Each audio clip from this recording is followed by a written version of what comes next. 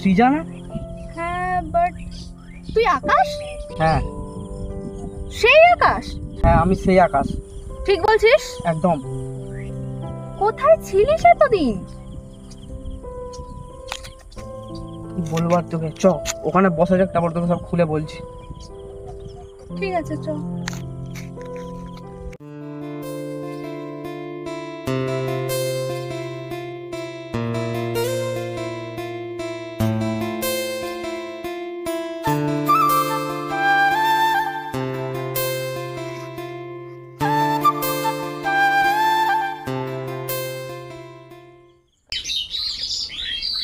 তোর খবর কি এখন? হ্যাঁ, ওই চলছে। তারপর তোর খবর কেমন চলছে? আমার খবর ওই চলে যাচ্ছে। ওই 9 to 5 জব করে বাড়িতে এসে আর কিছু করতে ভালো লাগে না। কেন? বসে যাই।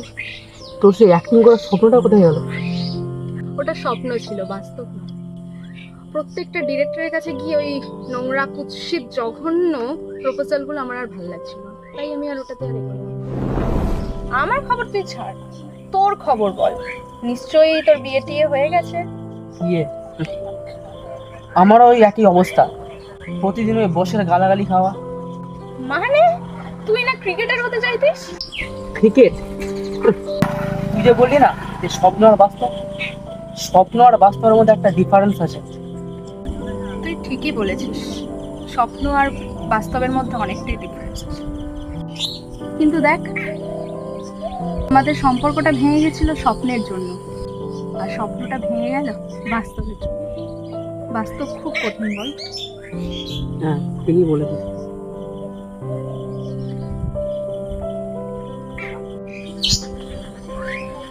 ঠিক আছে, চল তাহলে আজ ওঠা যাক। ঠিক আছে, আজ তাহলে যাওয়া যাক। কোনো একদিন হয়তো দেখা হবে এরকম পড়ন্ত বিকেলে।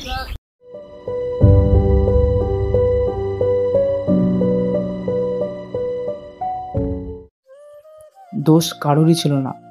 সম্পর্কটা স্বপ্ন বা কেরিয়ারের জন্য ভাঙেনি, ভেঙে গিয়েছিল দুটো পরিবারের জন্য। তোর পরিবার যদি আমাকে জোর না করতো, তাহলে আমি তোকে কখনোই ছেড়ে যেতাম না। তোকে আগলে রাখতাম, ভালোবাসতাম। আমাদের সম্পর্কটা অটুট থাকতো, ভালোবাসাটা অটুট থাকতো। আমাদের জীবনটা একটা অন্য রকমের তৈরি হতো। ভালো থাকিস।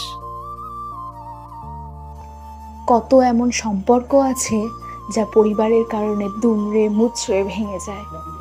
পরিবারকে ভালো রাখার জন্য দুটো মানুষ তাদের নিজেদের ভালোবাসাকেও বলিদান দিতে পারে, কিন্তু কয়েকজন মা বাবা তাদের নিজেদের সন্তানের ভালো রাখা, ভালো থাকা, মন্দ থাকা, সেগুলোর কোনো কিছু পরোয়া না করে নিজেদের মতামতগুলোকে চাপিয়ে দেয়, যার ফলে ওই দুটি মানুষ জীবন্ত লাশ হয়ে যায়। তাদের আর বেঁচে থাকার কোনো রকম ইচ্ছা থাকে না, কিন্তু পরিস্থিতির জন্য থাকতে হয়।